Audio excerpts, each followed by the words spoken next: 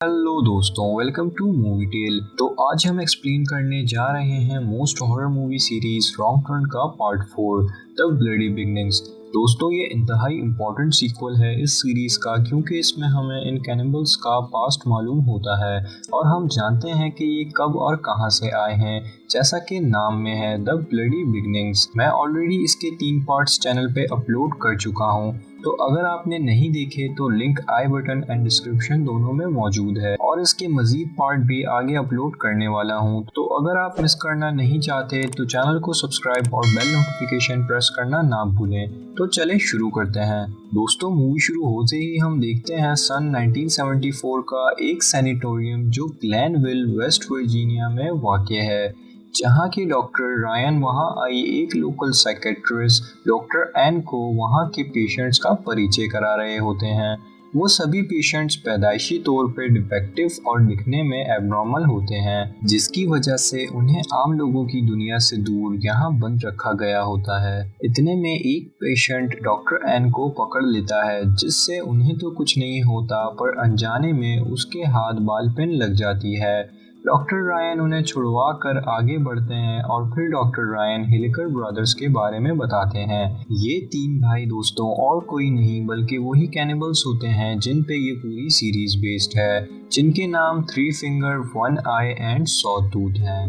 Doctor Ryan बताते हैं इन्हें मिसेस हिलिकर ने इनके पेरेंट्स का गोश्त खाते जंगल में देखा था और फिर इन्हें यहाँ लाके बंद कर दिया गया।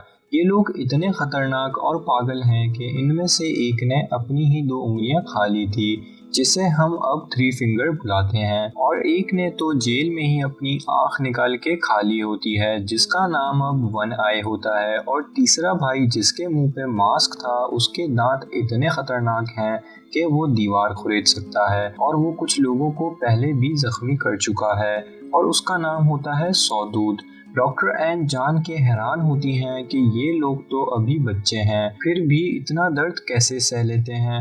इस पर डॉक्टर रायन बताते हैं कि यही इनकी खासियत है कि इन्हें दर्द महसूस ही नहीं होता और इनके जख्म भी जल्दी भर जाते हैं, और यही चीज़ इन्हें सबसे खतरनाक बनाती है। और फिर डॉक्टर्स के जाने के बाद वो पेशेंट क्लिप से लॉक खोलने की कोशिश करता है, पर वो इतना समझदार नहीं था और इतने में हिलिकर ब्रदर्स इससे चिल्लाकर पिन मांगने लगते हैं, जिस पे वो उन्हें पिन दे देता है और 3 फिंगर ज़्यादा होशियार होने की वजह से वो डोर खोल लेता है और फिर ये आज़ाद हो जाते हैं और सबसे पहले वहाँ के गार्ड पे अटैक कर उसे मार देते हैं और फिर सभी पेशेंट्स को आज़ाद कर देते हैं, जिसकी वजह से कुछ ही देर में उस हॉस्पिटल में कत्ले आम हो जाता है। और ये 3 कैनिबल्स डॉक्टर एन को पकड़ के उन्हें इलेक्ट्रिक शॉक देना शुरू कर देते हैं, और जब तक देते रहते हैं जब तक वो मर नहीं जाती।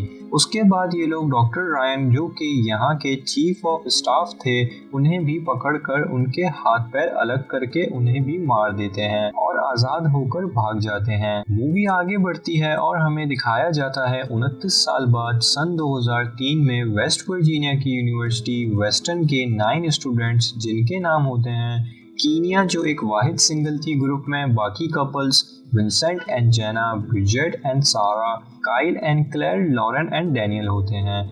और ये सभी लोग अपनी सर्दियों की छुट्टियां स्नोमोबाइलिंग करते पहाड़ों में अपने दोस्त पोर्टर के केबिन में गुजारने जाते हैं। पोर्टर ऑलरेडी केबिन पहुंच चुका होता है, इसलिए ये सभी लोग काइल के बताए रास्ते पे निकल पड़ते हैं और कुछ देर बाद रास्ता भटक जाते हैं और कंफ्यूजन की वजह से एक रॉन्ग टर्न ले लेते हैं, और यही इनकी ज़िंदगी की सबसे बड़ी गलती होने वाली थी। अब ठंड इतनी होती है कि कुछ देर और बाहर रहे तो ठंड से ही मर जाएंगे, इसलिए पास में एक बिल्डिंग दिखने पर वो लोग उसमें जाने का फैसला करते हैं। दोस्तों, ये बिल्डिंग कोई और नहीं बल्कि वही हॉस्पिटल होता है जिसमें आज से 29 साल पहले वो हादसा पेश आया था।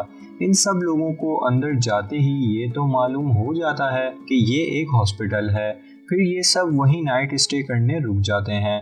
थोड़ी देर बाद इन सबको मस्ती सूझती है और फिर ये उस जगह को एक्सप्लोर करने निकलते हैं, जहां एक डॉक्टर के कमरे में इन्हें 30 साल पुरानी शराब मिलती है और उसी के साथ वहां के पेशेंट्स की फाइल भी मिल जाती है, जिससे इन्हें वहाँ की हिस्ट्री मालूम होती है कि यहाँ पैदाइशी डिफॉर्म्ड लोगों को रखा जाता था। फिर हम देखते हैं वो 3 कैनिबल्स किसी शख्स को मार कर हॉस्पिटल वापस ला रहे होते हैं। इतने में अंदर कीनिया, जेना एंड विंसेंट इस जगह को और देखने निकलते हैं, जहां एक कमरे में विंसेंट अकेले जाता है और गायब हो जाने का प्रैंक करता है इनके साथ, जिससे वो दोनों बहुत डर जाती हैं और विंसेंट से नाराज होकर वापसी ग्रुप में आके बैठ जाती हैं। अब इनको मनाने के लिए विंसेंट अकेले जनरेटर्स ढूंढने जाता है और ऑन भी कर देता है, जिससे सब लोग खुश हो जाते हैं और फिर पार्टी करने लगते हैं। पार्टी करते करते ये लोग उस हॉस्पिटल के ऑडिटोरियम में आ जाते हैं और वहाँ इन्हें एक डीवीडी मिलती है, जिसे वो लोग प्ले करते हैं तो पता चलता है कि यहाँ इन भाइयों पे सबसे ज्यादा एक्सपेरिमेंट्स किए गए हैं। इन्हें काबू में लाने के लिए बेहद शॉक्स भी दिए जाते थे। इतने में वहाँ डैनियल की गर्लफ्रेंड लॉरेन को याद आता है कि जब वो छोटी थी उसका भाई उसे इन कैनिबल्स की कहानियां सुनाता था। ये लोगों को काट के खा जाते हैं, लेकिन कोई इसकी बात पे यकीन नहीं करता और फिर सब लोग थक कर सोने चले जाते हैं।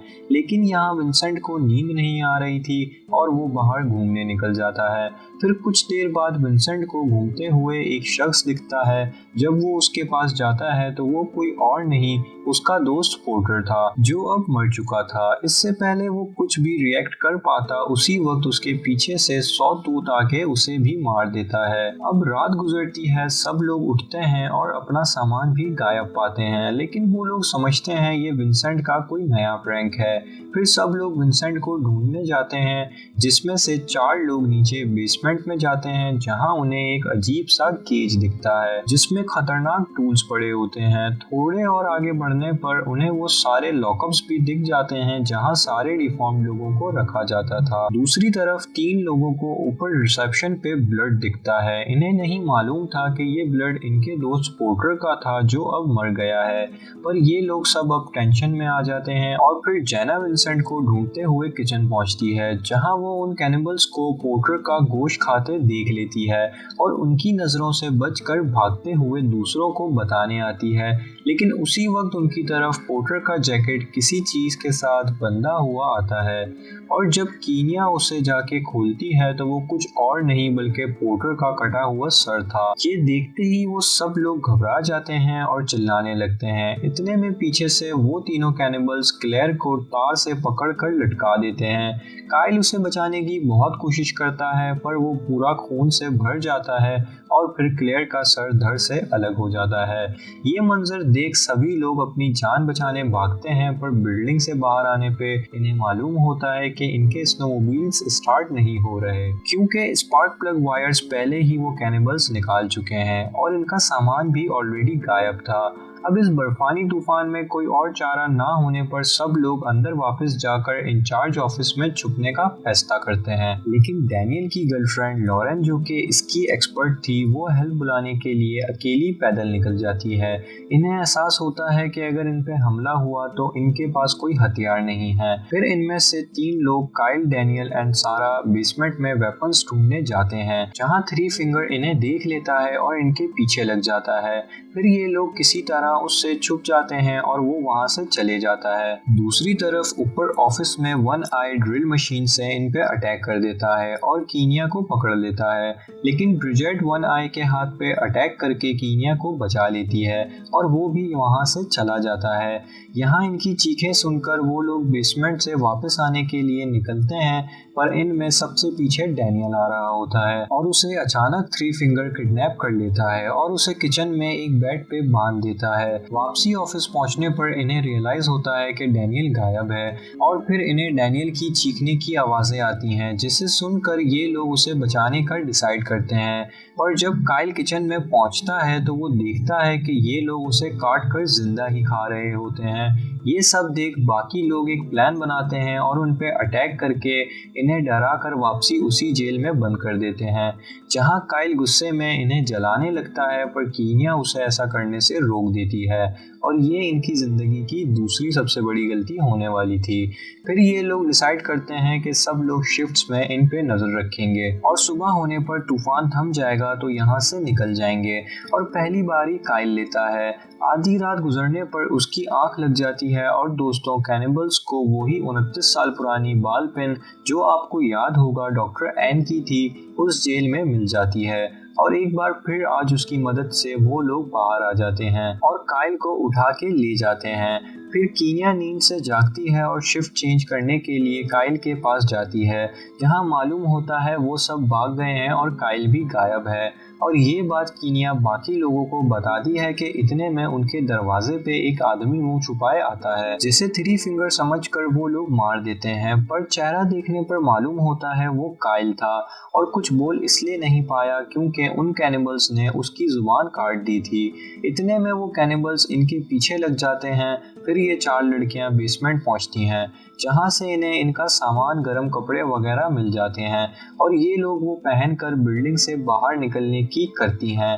गेट पर पहुंचने से इन्हें पता चलता है कि उन कैनिबल्स ने दरवाज़ा भी लॉक कर दिया है, इसलिए फिर ये लोग बिल्डिंग की खिड़की से निकलने का सोचती हैं, पर क्योंकि ये एक सैनिटोरियम था जहाँ की सभी खिड़कियाँ सील्ड होती हैं, इतने में लकीली इन्हें एक ब्रोकन विंडो दिख जाती है जिस पे बर्फ जमी थी।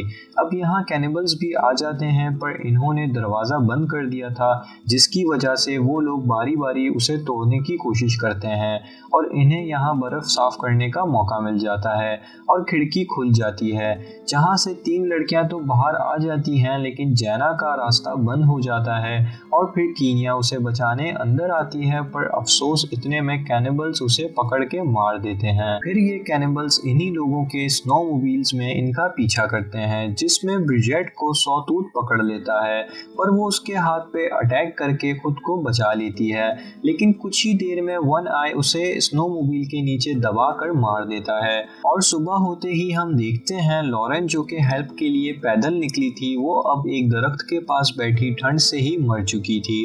अफसोस की बात ये थी कि वो बस हाईवे से कुछ ही दूरी पर थी, पर तूफान की वजह से उसे हाईवे नजर नहीं आया और वो वहीं इंतजार करती मर गई।